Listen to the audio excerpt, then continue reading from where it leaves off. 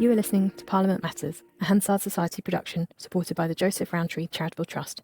Learn more at hansardsociety.org.uk/pm.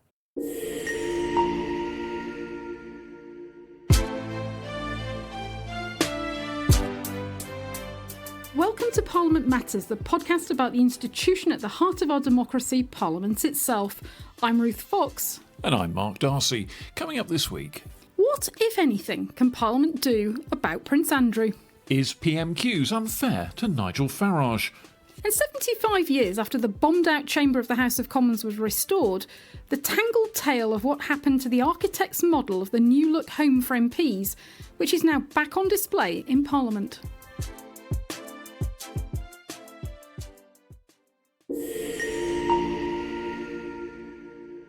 But first, Parliament normally tiptoes around the royals, but the case of Prince Andrew seems to have overridden their normal discretion. Fresh revelations in the last week about Prince Andrew's alleged links with convicted sex offender Jeffrey Epstein are changing the terms of engagement. There's a bill to strip him of his titles from the MP for York, Rachel Maskell. There's talk of a Public Accounts Committee inquiry into the lease he has with the Crown Estate for his home at Royal Lodge. And Liberal Democrat leader Ed Davey used Prime Minister's questions this week to suggest that the Prince himself should be summoned before a select committee to give evidence. But how realistic is any of this? What can Parliament do about Prince Andrew? We turn to Dr Craig Prescott of Royal Holloway, University of London, who's an expert on the constitutional and political aspects of the royal family and who's currently writing a book about the modern monarchy. I began by asking him about the traditional restrictions Parliament has on debating the actions of the royals. You can't just generally in a question just go and ask about an individual member of the royal family, but it's possible to table a substantive motion and discuss a particular aspect of the monarchy or the royal family as MPs can on any matter, really. But Mr Speaker would take a fairly dim view of someone getting up and in the course of just a random parliamentary question, say, having a go at the activities of Prince Andrew or any other member of the royal family without any kind of notice of it. Yes, and I think we saw this at Prime Minister's questions on Wednesday when Ed Davey did raise the issue of Prince Andrew, but he did so in a generic way, looking at the Crown Estate and the leases that are issued by the Crown Estate to members of the royal family. So we all knew what he was getting at, but he did not talk about Prince Andrew directly. And one's kind of sense in that there would have been some prior consultation with the Speaker's office to get the wording right and make sure that you didn't trip over the protocol. I suspect so. I suspect there was a bit of thought went into that beforehand. His question was very carefully phrased, so he'd obviously thought about that. Yeah, I mean, Craig, to quote Erskine May, it says that unless the discussion in the chamber is based upon a substantive motion drawn in proper terms, as you said, reflections must not be cast in debate upon the conduct of the sovereign, the heir to the throne, or other members of the royal family. Questions are allowed, however, on matters such as the cost of public funds of the royal events and royal palaces, so hence the questions about Royal Lodge. Yes, that seems absolutely right. And this goes to generally how politicians deal with the royal family, which is very much a hands-off approach, that if they can help it, they tend not to want to get into this territory. And we've seen this with the government today, that primarily they've said this is an issue for the royal family, for Buckingham Palace. It's nothing to do with us. We know that's not quite true, but that's what they're trying to say, to avoid getting involved with this as much as they can. Well, those are the rules of the road, as it were, in the chambers of the Commons and the Lords. But there's also the committee system. And, for example, the Public Accounts Committee has taken the opportunity to delve into royal finances at least a little bit. Yes, absolutely. And that goes to the fact that the royal family, the monarchy, does receive public money. The Sovereign Grant Act 2011 spells out that a sum equivalent to a percentage of the profits from the Crown Estate go from the Treasury to Buckingham Palace, and so it's perfectly legitimate for the relevant committees to look into and scrutinise the royal finances. It's also the case the Crown Estate is, again, legitimate for committees to consider. The National Audit Office have done so as well, particularly in relation to leases that have been agreed with members of the royal family. So where there's public money, there's always scrutiny, and the royal family is no different in that respect. As I understand it, Mark, as we're recording, the Public Accounts Committee is meeting to consider whether or not it should conduct an inquiry into this lease for Royal Lodge and what hold Prince Andrew has on the property, which he leases from the Crown Estates. But for a peppercorn rent, it's become clear that in the last few days, journalists have got hold of a copy of the lease through Freedom of Information, remarkably quickly, apparently. And it's come to light that it's a peppercorn rent. But actually, I mean, I think some of the criticism of this in the media has been a little bit unfair, because when they talk about a peppercorn rent, they leave out the fact that he had to pay something in the region of £8.5 million up front for repair of Royal Lodge when he took on the lease, and he's got ongoing obligations. Now, big question is, how's he going to pay for those now? But the lease is rather more complicated than perhaps the media have suggested. Yes, I would agree. And I think you have to remember it is for 75 years. And as I understand it, he can only assign that lease to Princess Beatrice and Princess Eugenie. So it's not as if it's like a typical lease that he could, if he wanted to, sell on in the open market. And indeed, the Crown Estate, when granting this lease to Prince Andrew in 2002, said that they couldn't do this on the open market because it's in the middle of the Great Windsor Park. The Crown Estate are obliged to keep the Great Windsor Park as a royal park for other people to use in the area and to maintain the character of Great Windsor Park. So they couldn't go onto the open market and say, lease it to a hotel company and turn Royal Lodge into a hotel or something. And so this was a way of getting Royal Lodge back into shape without it costing the taxpayer any money at the time. You know, I think aspects of this have been misunderstood. Now, this is one of the ways in which Parliament can get involved in the Prince Andrew affair. There are several others. There can, for example, be a drive to remove his titles as Duke of York. I don't know if they can remove the title of Prince. Could they remove the title of Counsellor of State? There are a whole series of titles that Prince Andrew holds. Can Parliament get involved in trying to take those away, or is it all a matter for the King? In principle, Parliament can do anything, and that does include removing whatever titles have been granted to Prince Andrew or anyone else, in theory. The Dukedom of York and his other peerages, the Earldom of Inverness and the Northern Ireland title, Baron Killy, they have to be removed by an Act of Parliament. Similarly, his role as a Counsellor of State is under the Regency Acts 1937 to 1953, and so that can only be changed by another Act of Parliament amending that legislation. What is a Counsellor of State?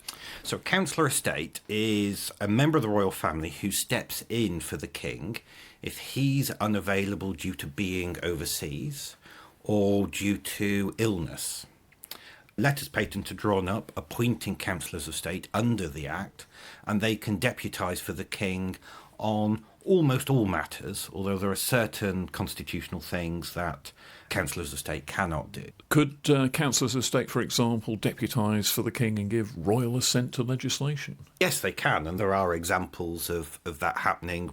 The Queen Mother and Princess Margaret did that in the 60s and 70s. You need two Counsellors of State to act, so essentially two councillors equal one king, effectively. And the issue has been that, of course, we've had members of the royal family step back and not undertake public duties. And so when the king succeeded to the throne, the Counsellors of State would be Prince William, Prince Andrew, who by that point was not conducting public duties, Prince Harry, who by that point was not conducting public duties, and Princess Beatrice, who never conducted public duties. And given that you needed two to act, there was a problem there. And they resolved this by passing the Counsellor of State Act 2022, which by name added Princess Anne and Prince Edward to the pool of Counsellors of State to get around that problem. So Prince Harry and Prince Andrew were still, at least on paper, Counsellors of State, but if they're ever needed, they wouldn't need to act. It would be two of Prince William, Prince Edward and Princess Anne. And that piece of legislation was quite carefully drawn so that it was made very difficult for parliamentarians to weigh into the various disputes around Prince Andrew and indeed Prince Harry. Yes, and this shows you how Parliament and the monarchy relate to each other, that the instigation for the legislation was a message being sent by the King via the government to say, this is something I want to do. And then the Commons and the Lords responded with a humble address, saying, yes, we agree to this and will provide such measures as may appear necessary or expedient for securing the purpose set out by His Majesty in his message. And then when the legislation was introduced into the House of Lords, Lord True said that the purpose behind this legislation is to do what the King asked for. And so, in a sense, limiting the purpose of the bill. This was also in the short title of the Act to say this is only adding to the pool of councillors of state. And not subtracting. Absolutely. And so not being able to remove anyone as a councillor of state. So an amendment to remove Prince Andrew as a councillor of state, or Prince Harry, which might have been what some people might have wanted at the time, could have been ruled out of the scope of the bill and so out of order. And so you can just see how all this is carefully controlled by the government and the palace. And so this even extends to when they timetabled the legislation to me, because in the Commons, it went through all its stages on a Thursday afternoon, which is when most MPs are returning to their constituency. And so it's hardly parliamentary prime time. That, again, is a way in which they can just control and take some of the air out of this. If you're an MP, do you intervene on this arcane piece of legislation, or do you go back to your constituency and do constituency work? And most will choose the latter. This question about they were acting on what the King wanted, and of course, the King didn't want to take off members of the royal family, his brother and his son from the list of councillors of state, but they clearly needed to add others. But there is now this broader question that Prince Andrew's behaviour and conduct brings to light, and we should say, of course, he denies the allegations, but there are questions about how he's behaved. He's voluntarily relinquished use of his titles. But MPs have not focused much on the role of him being a state councillor much in the discussions this week. But I do think they're quite important because, as you say, it's unlikely that he would ever be called upon, but not impossible because he's still on the list. And the power that comes with that is, a state councillor can dissolve Parliament on the instruction of the King. Queen Elizabeth, the Queen Mother, and Princess Margaret in 1974. They dissolved Parliament at the request of the Queen, on the request of from the Prime Minister Edward Heath, because the Queen was away in New Zealand. One of the few things they can't do is appoint the Prime Minister. But, they can sign treaties, they can, as you said, sign legislation. So although he may never be called upon to act, symbolically he's still on the list to do so. And in terms of the titles and things that perhaps could be withdrawn, it seems to me there's a big gap there in the discussion about the role of a state councillor. But in terms of the other titles, HRH, or his princely title, that doesn't require legislation, does it? My view is that it doesn't require legislation. These are granted via letters patent. Who is a prince or a princess and who is HRH is spelled out primarily under letters patent issued by George V in 1917.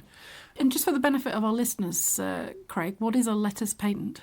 A letters patent is, you might describe as a legal instrument issued by the Crown expressing the royal will.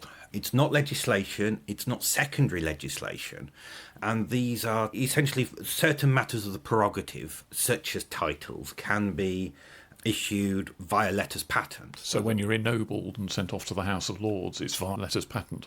Yes, and some bits of legislation provide for things to be done via letters patent. It's just another sort of legal instrument that we have. It's a very special and unique type of legal instrument in some ways.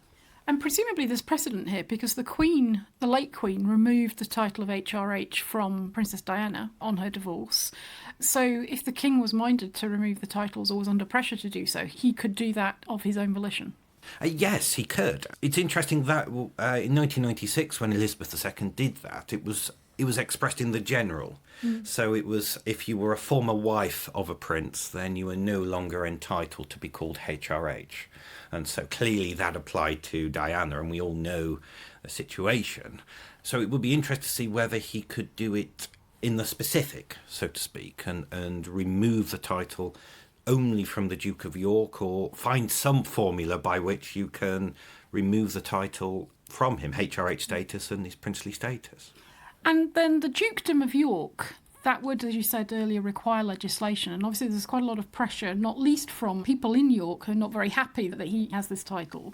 And the MP for York, Rachel Maskell, has brought forward a presentation bill this week. In fact, she's brought it in a previous session, but she's now refreshed it and tabled it before the House to remove the titles. Again, there's precedent here as well, isn't there? But you have to go back to the First World War. Yes, you go back to the Titles Deprivation Act, 1917.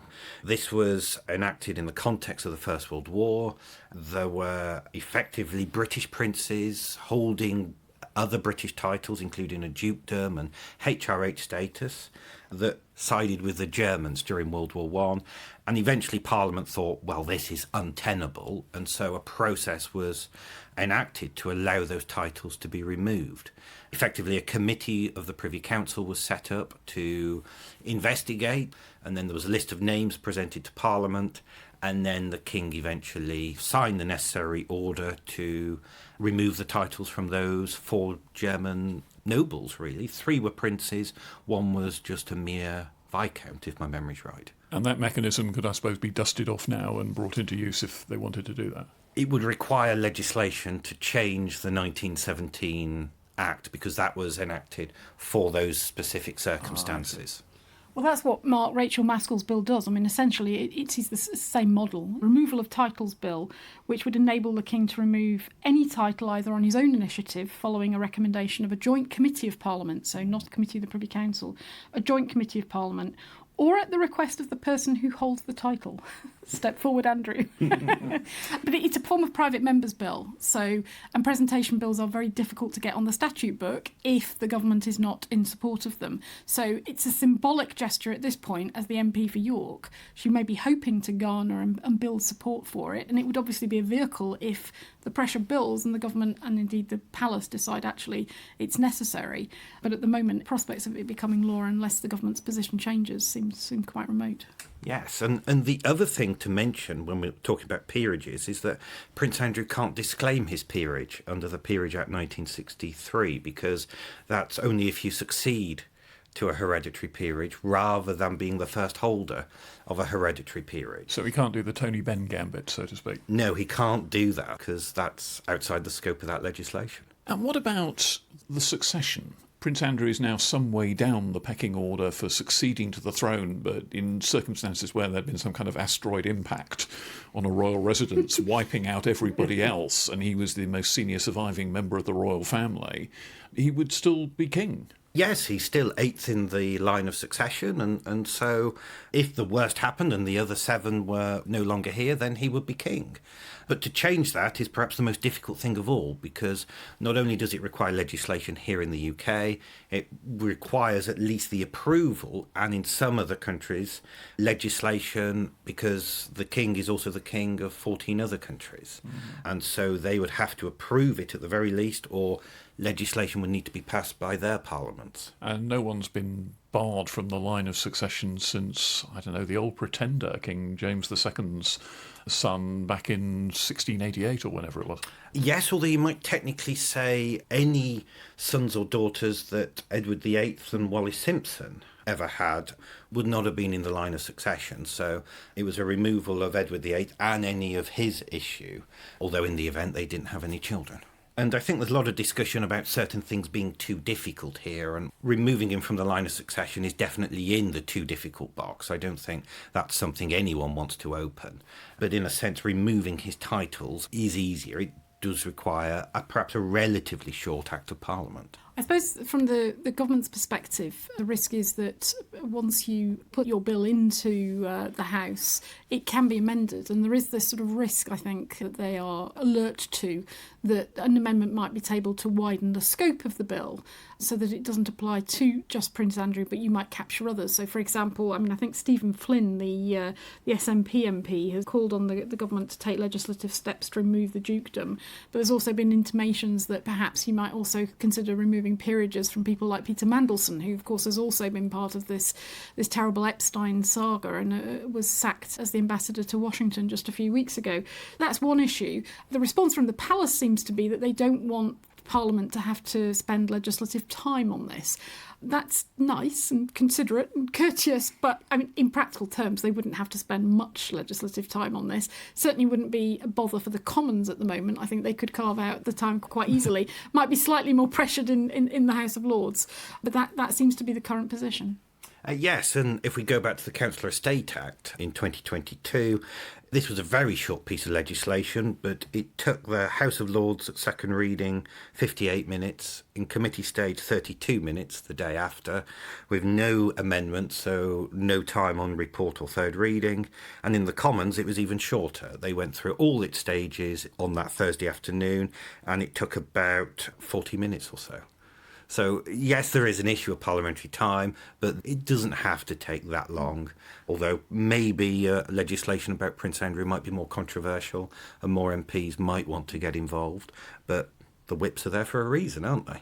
And just as a final thought, really, there is a more than a whiff of displacement activity about this. That this is quite an easy issue for MPs to get exercised about and get a bit of profile on. And while the Epstein affair is very serious, and I'm not for a moment minimising the importance of dealing properly with these questions, it does seem to me that a lot of people are finding this a pretty easy soapbox to climb on.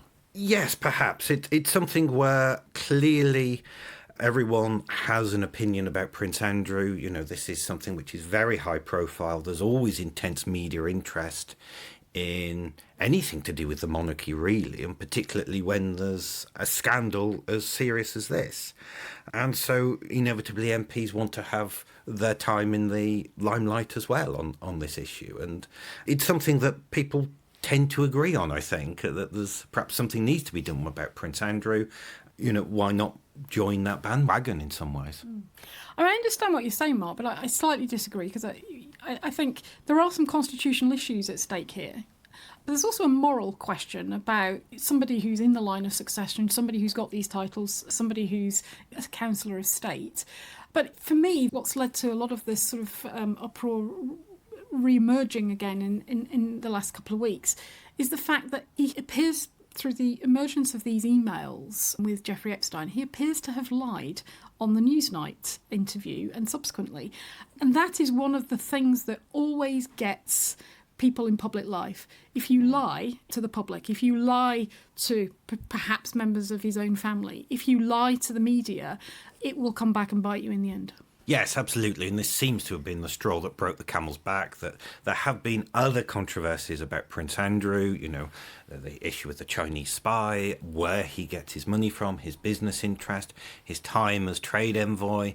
You know, this seems to have just reached a crescendo where we've just reached the tipping point, and there's a sense that something must be done about this. And there are those constitutional implications to all this that MPs need to consider. And there is a sense perhaps that the palace are only going so far, and there's a disjuncture because maybe Parliament wants to go further.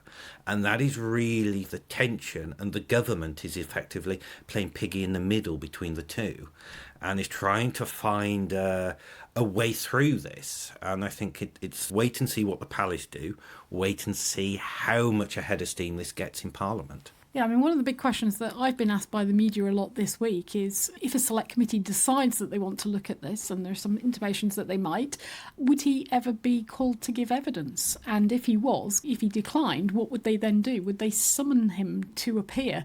I mean, there are big risks there, as you know, Mark, for select committees that, theoretically, they of course, they can issue the summons for somebody to appear. But as we've seen through recent history, that's no guarantee that the person will appear. Some will, under pressure like that, but others will not. And it risks showing that a select committee could be potentially a bit toothless in the end if he didn't appear. Yeah, I can call spirits from the vasty deep, but will they come? Yes, absolutely. It's goodness me, the thought of Prince Andrew before a select committee is mind-blowing, really. It's I suppose in a serious sense it would be only the king who is protected, that you would not imagine could be brought before a select committee as he is part of Parliament. But yes, I suppose in theory there's no specific protection for Prince Andrew, but the practice might be something else. Well, one theory is, of course, he was a peer, a hereditary peer, and of course was one of the excluded hereditary peerages when the House of Lords was reformed. Peers cannot be required to appear before select committees, but the question of whether an excluded hereditary peer can be required to appear before select committees has, as far as I'm aware, never actually been tested. Oh, that's very, very interesting. It's sort of like I think people forget sometimes that the Dukedom of York and his other peerages are like ordinary peerages in that sense, and that peerage law applies to Prince Andrew like it does any other peer. Oh, that's quite a thicket there that all parties are going to have to navigate their way through. Craig Prescott, thanks very much indeed for joining us on Parliament Matters. Thank you. It's good to join you. Well, Mark, that was really interesting, but quite heavy. So I think time for a break. Let's come back and talk about Nigel Farage and Prime Minister's questions. So we're back. And his party may be topping the opinion polls, but Nigel Farage, as leader of the joint fifth largest party in the House of Commons, doesn't get much of a look-in at debates and questions in the chamber, even when the other parties are having a go at him. This week he rather grumpily retreated to the public gallery to watch PMQs, complaining that he is never given a right of reply to the attacks that are made on him. So Mark, do you think he has a point? Well, yes and no. Sorry, this is a classic Sir Humphrey answer here. But there has always been a tradition in particularly Prime Minister's Question Time of kind of drive-by shootings on people who don't get an automatic right of reply. And it used to happen a lot to the Lib Dems, it used to happen a lot to the SNP, and now it's happening to Nigel Farage. And part of me says, well, suck it up, that's the way it is in the House of Commons. PMQs is structured around essentially a clash between the Prime Minister and the Leader of the Opposition, with a third party getting a little bit of a word in edgeways, and then random backbenchers asking questions which may be to elicit information or which may be to goad the Prime Minister. And in all of those, as I say, Keir Starmer and indeed Kemi Badenoch have been taking an occasional jab at Nigel Farage, who, because he isn't on the list of questioners and most weeks doesn't have a guaranteed question as a party leader, doesn't get a chance to reply. And that's showbiz. That's the way it is in the House of Commons. That's the way its rules work. Another part of me says, well, you can take a bit of initiative. It would be possible for Nigel Farage or one of his other MPs to, for example, raise a point of order at the end of Prime Minister's Question Time. Lots of people pursue things that have been said in PMQs with a point of order after the event, and he could get up, or the Anderson, his chief whip, could get up, or Richard Tice, his deputy leader, or whoever, could get up and say someone heroically took a pop at our leader when he wasn't able to reply and said X, Y and Z about him. Mr. Speaker, is there a way in which I can set the record straight and correct the manifest inaccuracies in what they were saying so heroically when they knew that reply wasn't possible? And the Speaker would probably rumble slightly and say, well, I'm sure everyone will have heard what you said, and that would have been that. I agree with that. I think in terms of strategy, a consistent policy of a Reform MP or Farage himself standing up and making points of order, first of all, puts the pressure on the Speaker, but also is a very visible response to what's happening and the sort of the attacks that are being made. And as a Today of Parliament veteran, I could also add that if we were covering Prime Minister's Question Time and someone had said something nasty about Nigel Farage and he hadn't been able to respond in the context of PMQs, but had said something shortly afterwards, we'd certainly have felt obliged to put it in there. So the broadcasters, I think, would have had a response that they could then put next to it. And people wouldn't really have been that bothered about the niceties of whether it was said in the context of Question Time or just afterwards. Yeah, because, I mean, this is not the same, and it's not a direct analogy, but, I mean, if you remember the uproar when Diane Abbott was attacked at Prime Minister's questions and didn't get a right of reply, and there was, fairly considerable uproar about that and a lot of dissatisfaction. The problem here is, and it's a product of the particular nature of where politics is at the moment, is that you've got a fragmentation of the electorate, you've got fragmentation of party representation, you've got more smaller parties represented in the House of Commons who are not getting a look in either to any great extent. And from Nigel Farage's perspective, there's this disjuncture between riding high in the polls and getting an awful lot of press attention, but in the House of Commons chamber being one of just a number of other small party leaders who don't get the focus. I mean, he tweeted on Wednesday as he headed off to the public gallery that he's just a mere spectator at PMQs. Well, I'm afraid that's what minor party leaders are in the chamber, because the House operates and the procedures are built around essentially the two-party system. Yeah, and we're not there anymore, but exactly. there's been suggestions that, for example, he ought to get more questions because he's riding high in the polls. But, I mean, that's not a sustainable basis for operating. I'd be intrigued to see how that could operate. I mean, is the Speaker expected to give a kind of rolling average of the opinion polls, and while Reform are doing well, Nigel Farage get extra questions, but suppose the polls changed and it was Jeremy Corbyn doing very well, or if it was the Greens doing very well, would they somehow then move in and take over? Otherwise, privileging a party riding high in the polls now over parties which have the same number or more MPs is a recipe for lots of protests from all sorts of other people. I mean, the DUP have the same number of MPs as Reform. They would presumably feel fairly miffed if Reform was privileged over them. The Lib Dems, with an awful lot more MPs than Reform, would probably feel quite annoyed. Certainly the SNP would. There are whole groups of people who would feel that they were somehow being discriminated against if Nigel Farage was given some special deal because of the polling position of his party now. Yeah, I mean, this is kind of the reverse of Ed Davies' problem with the media, isn't it? Nigel Farage gets all the media coverage, soaks it up, lots more coverage historically than his share in the polls in the past would have warranted, and certainly his seats in the House of Commons warrant. There's an argument now riding high in the polls, it's more justified.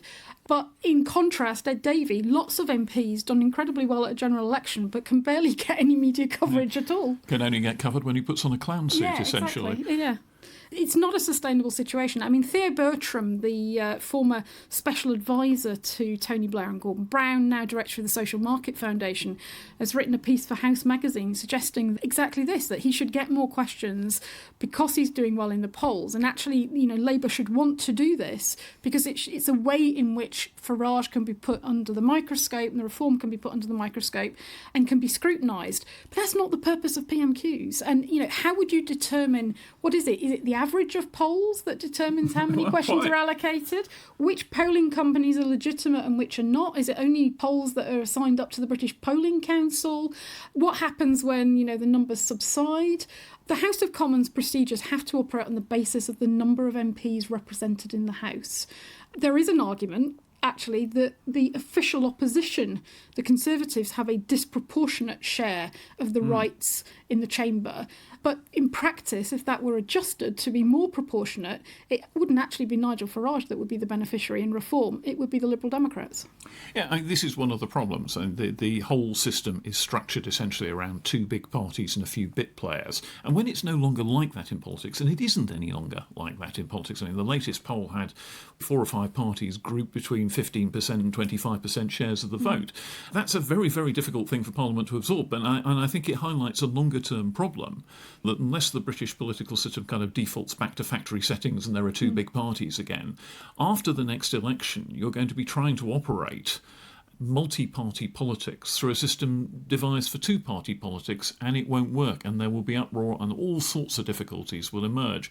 And people in Parliament, I think, need to be thinking about how to change the system. In one sense, I think Nigel Farage is right. He does get a bad deal, but there are parliamentary avenues he can pursue to correct things, as he will see it, that are said about him, and to fight back. And maybe it's because most of his team are not very used to Parliament, not very adapted to it. Apart from Lee Anderson, none of them have been MPs before. I suppose Danny Kruger, the Conservative defector who recently joined them. Maybe they just haven't thought of this, but they do need to use the channels that are available to them, and a bit of guerrilla fighting through the machinery of Parliament would do them no harm at all. Yeah. We started thinking about this after the general election result came out. Our procedural guru, Mark, Mr. Paul Evans, former clerk in the House of Commons, former principal clerk of select committees, he did a blog post for us that was well received, looking at the implications of the fragmentation of party politics on House procedures. And the official opposition traditionally, historically, would get something in the region of 70 to 74% of the backbench seats in the House after a general election. In this Parliament, it's just 53%, and of course we've had a few defections, so it'll be slightly different now, but marginally.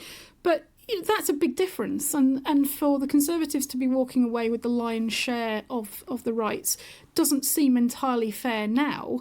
But how those opportunities would be reallocated amongst multiple parties, I suspect Nigel Farage wouldn't be satisfied with that either in terms of what the outcome would be, because they'd be shared proportionately amongst parties that are either bigger in terms of the number of MPs they've got or are of similar size to his. And I think it might be wise for the Conservatives to think a bit about this, because if the current polls are to be believed, their Commons position after the next election could be rather weak, and maybe they ought to be thinking in terms of how do we make sure smaller parties, of whom we may be one quite soon, continue to get a share of the procedural pie in Parliament.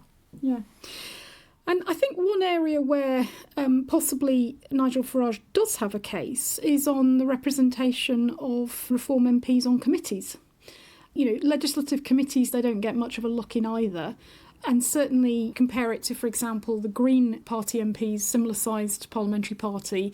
Their members have been represented on delegated legislation committees, public bill committees. Now, I don't know whether Reform MPs are offered these seats, because there is, in the size of those committees, there's capacity to absorb them. I don't know whether they are offered them and decline them because they've got other commitments, other jobs, or whether they're not being offered them at all. We don't know. But that is certainly one area. And, you know, on select committees, they're not represented, whereas you have some representation from smaller parties. But this whole question about proportional allocation of seats is fraught. And on the subject of select committees, one of the interesting pieces of background action in the House of Commons at the moment is a spate of elections, by-elections to places on select committees, which is a knock-on consequence of the government reshuffle. Quite a number of people with select committee seats have been catapulted into either the government proper as a minister or more often as parliamentary private secretaries, the unpaid parliamentary bag carriers. That's the first rung on the government ladder. That's created quite a few vacancies, because if you're in the government, you shouldn't be sitting on a select committee normally. So vacancies are now arising and elections are going on, and there's quite an interesting tale to tell, Ruth. Yeah, I mean, I think it's 32 Labour seats on 17 select committees have become available. So there's a lot of churn. And you think, Mark, that select committees have really only been operating for, well, just less than a year now. So that's a lot of change to absorb on each individual committee fairly soon after they've gotten going in this Parliament. 4 committees, we think Culture, Home Affairs, Treasury and Women and Equalities, have got 3 vacancies that have got to be filled. So these are Labour seats as a result of the reshuffle. So as a result of this, the Labour Party has been holding internal elections for membership of these committees. John Rentoul of The Independent, the journalist, was saying that he was hearing that 7 committees had not had sufficient number of nominations, so that essentially 12 MPs were elected to their places unopposed. Wow. And 3 committees, there are enough Labour MPs who've put themselves forward that they would still have a vacancy. So that was Environment, Women and Equalities, and Public Accounts, which is, you know... Well, Public Accounts is astonishing. Public Accounts is where, in the days when the whips controlled who went on committees, they would find people who were seen as ministerial timber and put them on Public Accounts as a way of getting them to understand the do's and don'ts of being a minister, because Public Accounts basically spends an awful lot of its time examining disasters and what went wrong with this programme and why did so much public money get wasted on that. And so it's a great place to learn how to be a minister, particularly the do-nots of being a minister. So for a seat on Public Accounts to be vacant is actually quite startling. Yeah, I mean, we've only got the sort of story coming from John Rentoul, but I mean, he's got pretty good sources, so I'd be surprised if that is not true. But another interesting story about Public Accounts Committees, the Conservatives, who don't have many seats on committees, have given up one of their seats on this plum committee, Public Accounts, to the independent former Reform MP, Rupert Lowe. Yes, Rupert Lowe, who of course spectacularly fell out with Nigel Farage quite early on in the days of Reform's parliamentary presence. And I think the Conservatives seem to be casting covetous eyes on him. If they could win an MP who'd been elected as a Reform MP into the Conservative ranks, I think that would at the very least rather annoy Reform and would suggest that the Conservatives are still a sort of broad church of the right. I think there might be some Conservative MPs who possibly gulped slightly at the thought of Rupert Lowe joining their ranks, but they're not really in a position to be too choosy at the moment. Yeah. And there is a history of both main parties giving up seats, for example, to the smaller parties. So if you remember in previous parliaments, I think it was Caroline Lucas as the Green Party got a seat on relevant committees. I think it was Environmental Audit. Yeah, Environmental Audit. That was given up by the Labour Party so that she had a voice on a select committee. So we've always seen some of that. But the Conservatives have also given up a seat on the Women and Equalities Committee to Rosie Duffield. Now they've given one up to Rupert Lowe. They're not giving them up out of a sort of an abundance of fairness to independent MPs. They're giving them up because they think that those particular MPs will be a thorn in the side of the government and will create embarrassment. I understand the politics of this, but when you start tinkering with the arrangements and independent MPs are getting benefits arising from their status and of being a thorn in the side, whereas MPs of smaller parties are not, you start to, I think, to develop the prospect of problems in terms of fairness, in terms of the allocation of seats. Well, here's a suggested rule change. I'll mainline this one straight to the Procedure Committee. I don't know if they've got any vacancies at the moment. How about if a party fails to fill its select committee seats, maybe you give them a couple of tries, but if they fail to fill their select committee seats, then those places can be opened up to some of the other parties. I don't know quite how you would make that work, but I don't see why they should be left vacant if there aren't any takers from one particular party, and a committee should go around with a sort of large hole in its membership because of that. Yeah, well, the Procedure Committee is actually doing an inquiry into elections in the House and looking at select committee elections, because if you remember Cat Smith, the Labour MP who won the chairmanship of the Procedure Committee, she ran very distinctly last autumn on a ticket of stopping the huge amount of lobbying and production of leaflets and literature that was littering MPs' offices.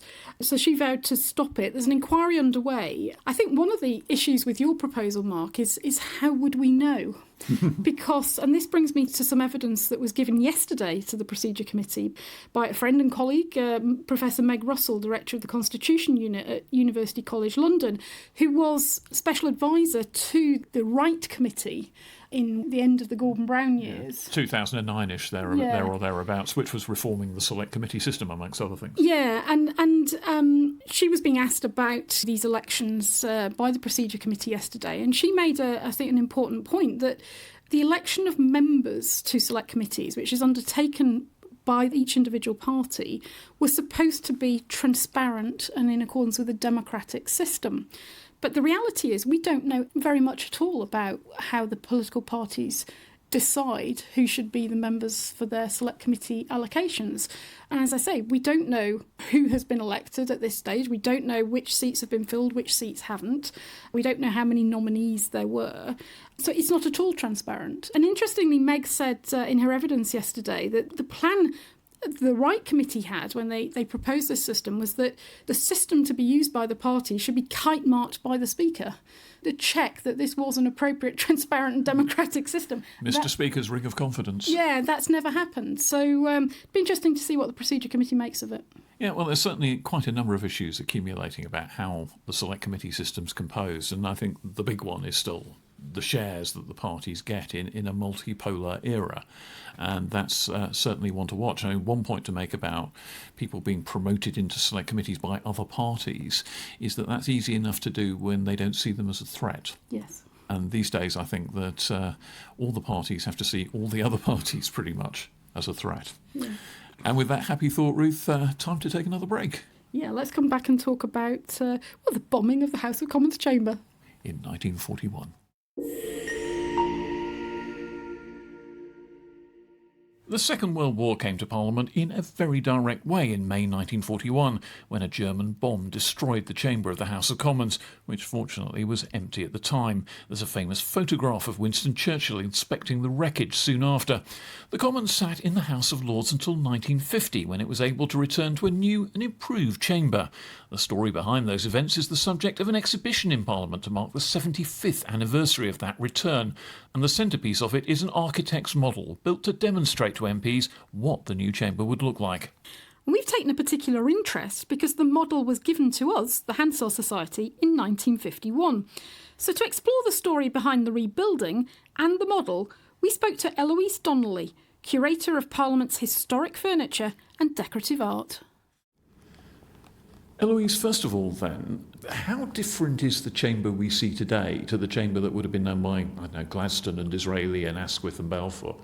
I think the striking thing when looking at the new chamber is how similar it is to the old chamber.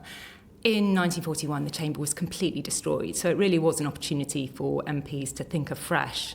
But in the discussions that emerged when they were rebuilding, what really comes out is how many features they wanted to retain. And some of those are the most iconic aspects of the chamber today. Churchill was adamant that it should be in keeping with the original style of the palace. So that's the neo-Gothic, Victorian style of the original chamber, and appointed Giles Gilbert Scott as the architect, who came from a dynasty of Gothic architects. So again, kind of retaining that sense of tradition and the sense of the Gothic being part of English history and national identity. I think his father designed St Pancras Station, am I right? His grandfather designed St Pancras Station, and his father, George Gilbert Scott Jr., he set up Watson Co., a textile firm, who incidentally did the textile for the canopy on the Speaker's chair. So there's some aspect of his father's work in the chamber as well, but very much in that tradition of the Gothic. He did marry it with a modernist mid-century feel, so you can see how there is still the pointed arches and crenellations, but they're much more pared back. You've got cleaner lines, simpler embellishments. They called it neon Gothic at the time, didn't they? Exactly, neon Gothic, and you can see that. I think actually the light fittings kind of encapsulate that, because you've got brand new fluorescent tubing, brand new technology and lighting, but incorporated into these neo-Gothic fittings. So it really is a marriage between those two. Giles Gilbert Scott's appointed in 1944, and he has only a short time, doesn't he, sort of 6 months, to produce the architectural drawings that then go on display in the House of Commons for MPs to have a look at. And along with that, there's an interesting model that was created to sort of bring to life his plans, and there's an interesting history around that. That's right, and the model is absolutely fascinating, and I think like a lot of architectural models, it is often associated with the architect as opposed to the model maker. But as you say, Giles Gilbert Scott had to create the drawings and the designs very quickly, and these needed to be presented to MPs. So Giles Gilbert Scott worked with Thorpe model makers. This was a really established firm of model making, probably the first professional model making firm in London.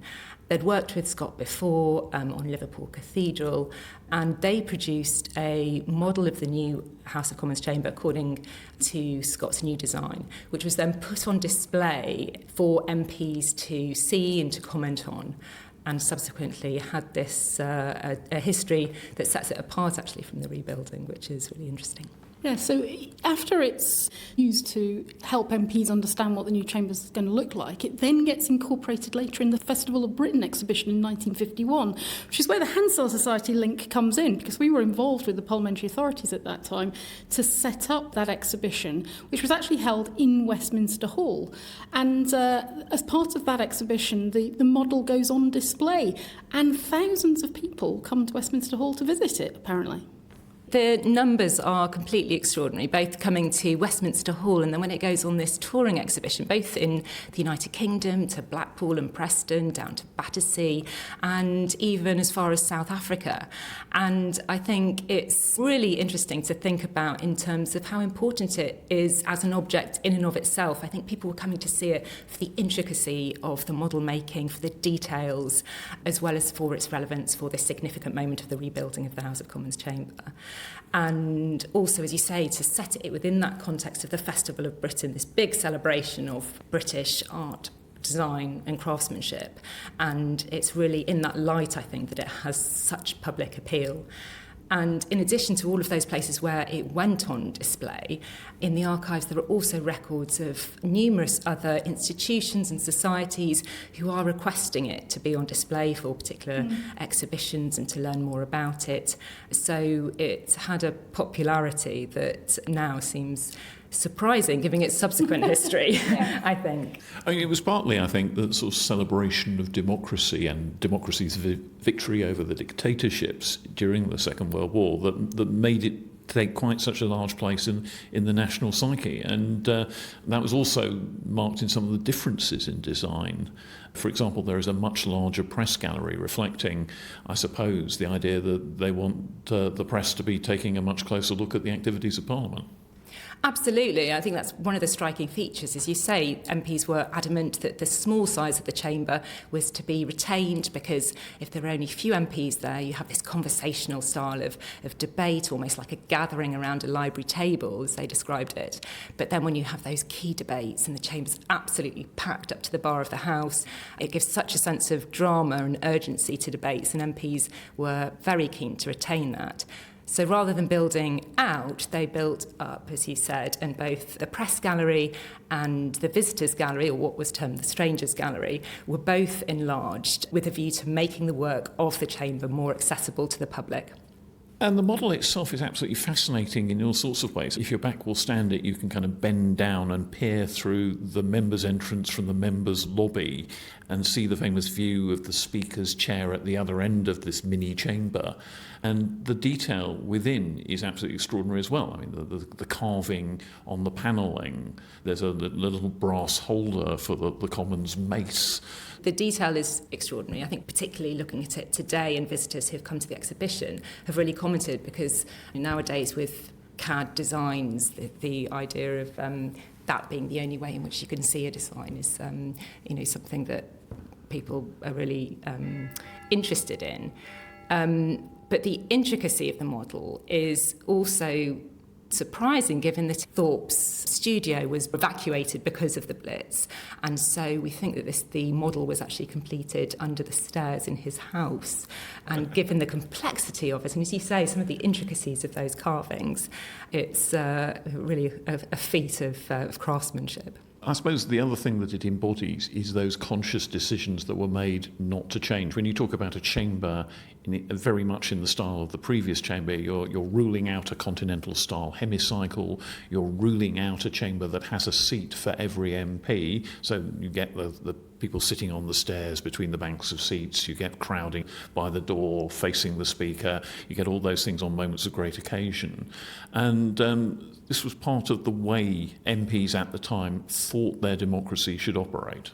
Exactly. I think some of the ideas, for example, the way in which you had the two sides facing each other in this oblong shape, as Churchill said, that adversarial two-party system was really consolidated in the fabric of the building, in the architecture and design. And MPs overwhelmingly agreed with that. But it's interesting thinking about some of the people who did raise objections, such as Nancy Astor, for example. She was one of the few voices who said actually she felt that oblong shape where parties face each other, and it's very violent in terms of some of the discussions. Noticeably comes from one of the few women MPs. Exactly. And she described it as being, quote, almost like dogs on a leash. And as you say, the neo-Gothic design of the 1840s was designed at a time when there were no female MPs. The aesthetic, you've got the wood and the leather that comes from the gentleman's club or the smoking room, that kind of feel in terms of the upholstery and design, reincorporated in the 1950 chamber. And obviously in 1945 we have a change of government and a different makeup of MPs, and you wonder if there had been more female voices feeding into some of those debates, whether it would look slightly different, or at least other suggestions may have been made. And MPs got very involved in the sort of detail, didn't they? Because there was rows over what the seating covers should be in the chamber, and MPs wanting leather, and Gilbert Scott preferring perhaps another fabric, and MPs insisting. And it sort of brings to life that idea of a sort of gentleman's club atmosphere. But in this new chamber, 1950, the war has ended. But then there's some really big challenges, aren't there? Because you're talking about rebuilding the chamber with all the stonework and masonry and carving of wood that's required.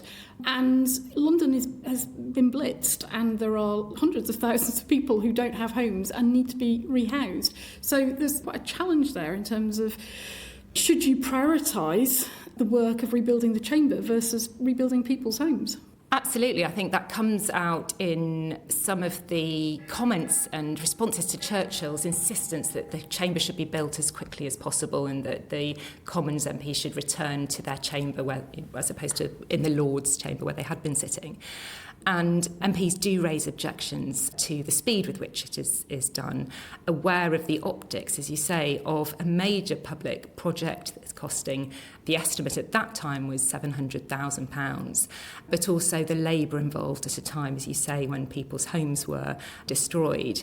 And when initial press reports went out, I think 1947, there were protests about the use of labour and the cost of prioritising the chamber.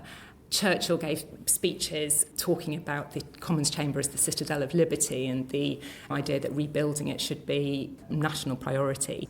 But we see this concern with how the optics of the project were received by the public throughout the process of rebuilding. So at one point they decide not to have panelling in all of the ministers' offices, for example, as a cost-cutting measure. It didn't end up saving huge amounts of money, but the idea was they were putting out this statement about how they were trying to reduce costs in certain areas. And what's striking when you walk through some of those bits of the Palace of Westminster, to this day you can see the stonework's a bit cruder. You can see the blocks of stone have been sawn rather than carved. It's not as clean. And I suppose that was a sign of the cost-cutting of the day and the rush to get it done quickly. The rush to get it done, and also the absence of labour, because when the project was started, and obviously the masonry needs to be the first, literally the building blocks for the project, but stonemasons were still in active service. Yeah. Exactly. So they had to use retired masons and bring them back. They had to use very young craftsmen, a young apprentice. It's amazing how young some of the people who carved really important aspects of the chamber were at the time. What kind of age are we talking?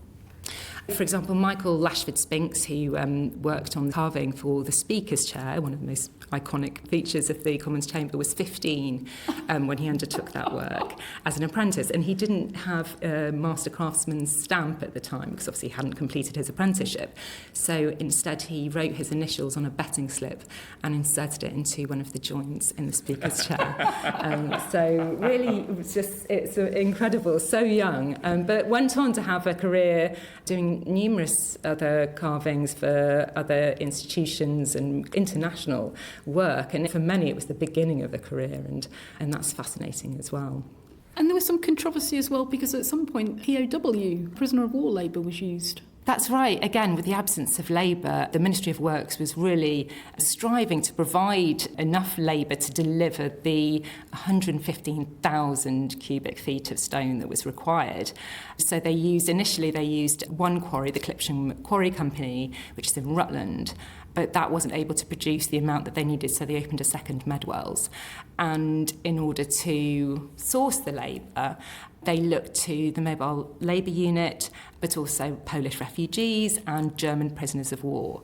The Clipsham Quarry Company initially agreed to this and then wrote and said that their masons there would not be happy working with German prisoners of war, and they would only be happy working with British stonemasons. Medwells, they were happy with that arrangement, and German prisoners of war and Polish refugees quarried stone from Medwells for the House of Commons chamber. When eventually does the chamber then reopen? So, how long did this work take? The chamber reopened on the 26th of October 1950, so almost exactly 75 years ago. And I think, given that the foundation stone was laid on the 26th of May 1948, it's astonishingly fast when we think about building projects that are undertaken today. And that gives some indication of how critical it was and how the Ministry of Works mobilised resources in order to deliver. So for the reopening, MPs queued from 6 o'clock that morning to reserve a space for the first sitting. Obviously, having voted for a small, compact chamber, there not being enough seats for everyone, they had to queue from the crack of dawn. But King George VI also came there with an address to both houses in Westminster Hall, at which he celebrated the craftsmanship, the materials used, and also thanked the Lords for giving up their chamber for the Commons during the war. And that was also attended by speakers from Commonwealth countries, because they had also provided materials or resources for some of the key objects in the chamber. So they were present for that opening address. And how have MPs and other denizens of the Palace of Westminster reacted to the exhibition? What's the kind of comment been? We've had some really fantastic feedback. I think for one of the most familiar and iconic spaces in British public life, the architecture and design is so often in the background. It's never the aspect that's been talked about. And yet, as we've been talking about, has really shaped the way in which our political system has happened. So shining a spotlight on that, encouraging people to look up to some of those really intricate carvings at the top of the chamber, and to think about the design and some of the craftsmanship that went into it. People have been really fascinated to learn more about it. And I say particularly the architectural model has received a lot of really positive comments, and it's just really a wonderful opportunity to bring it out on display. And following the exhibition, we're going to put it on display in the Education Centre, where it can support workshops with school children who are all thinking about the architecture and design of the chamber and how it shapes debates. So it's really the start of bringing it out and making it more accessible and shining a spotlight on some of those aspects of the chamber that we haven't been able to show before. And that's great news because, of course, that's the purpose of it around the Festival of Britain when it was put on display, and hundreds of thousands of people came to see it. To give listeners an idea, I mean, the scale model, it is quite large, but it's sort of 1/4 inch to a foot scale, so it's 1:48. So it is quite large, quite heavy. But this exhibition is great because it's resolved a mystery at the heart of the Hansard Society for many years. Because after the Festival of Britain, the government and Parliament gave the model, this architectural model, to the Hansard Society to put on display, exhibit around the country. But they didn't provide any money to do it. So in 1951, there was an appeal mark in the Times newspaper by the three main party leaders, Churchill, Attlee and Clement Davis, to raise funds to support it and for it to go on display. Now, I've no idea how much money they raised through that. It's not clear yet from the archives. But we had it in our office on display in the 1950s. But then it disappears from view in the 1960s, and nobody has been clear for years what happened to it. It's mentioned in our archives. We thought it had gone to the Museum of London, but couldn't track it down there. And it's ended up, actually, we think it could have gone to the British Museum, but it's ended up somehow, at some point in the last sort of 30 years or so, in Parliament's possession. It's been in storage, as it were, and now it's emerged, 20-odd years ago for the last exhibition about the chamber rebuild, and it's now on display in Portcullis House. And as you say, it's now going to go to the Education Centre. So it has resolved a mystery. I've been trying to track it down, Mark, through our archives as to what happened to this model. And we had no pictures of it, so I didn't know what it looked like, and I didn't know how big it was. I thought it actually was almost like a theatre stage type model, that's sort of collapsible. It's not, but it's a fantastic piece of heritage and opportunity for young people in the future to have a look at it. Absolutely. I have a feeling that it may have undergone some conservation work, perhaps in preparation for the Parliament Past and Present exhibition in 1951, because I think originally one of the sides folded down, perhaps so MPs could get a better view of some of the details in there. But yes, it's been a mystery in terms of what happened to it for several decades. There are also some model MPs that sit in the model. Are they specific MPs? I mean, is there a model Churchill or a model Attlee? Well, we think that these were possibly made for the 1990 exhibition due to the dress, and also when we've been trying to match some of the figures with MPs at the time, and also in terms of the ratio of men and women, it suggests that they were a later addition.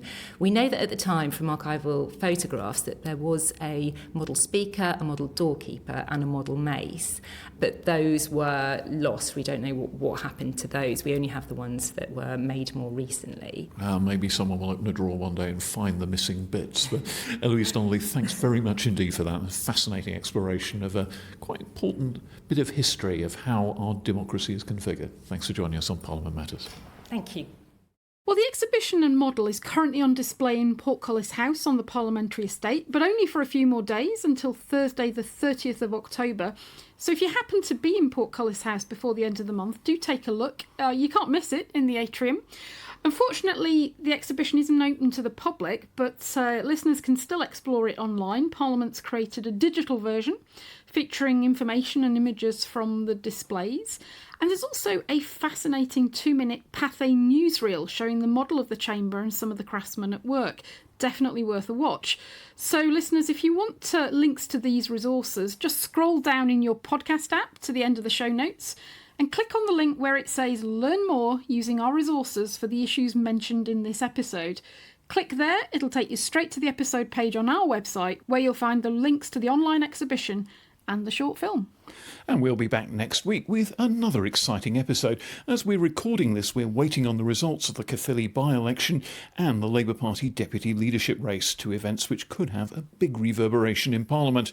So here's a bit of speculation. Lucy Powell, who's outside the government, maybe she could follow the Green Party leader Zach Polanski's lead and start her own podcast. Oh, God, no, Mark, no.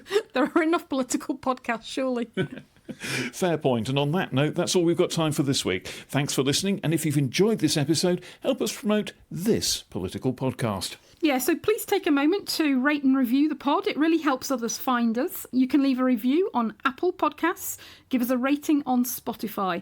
And if you think someone else would enjoy the show, send them the link and help us spread the word. See you next time. Bye for now. Parliament Matters is produced by the Hansard Society and supported by the Joseph Rowntree Charitable Trust. For more information, visit hansardsociety.org.uk/pm or find us on social media at Hansard Society.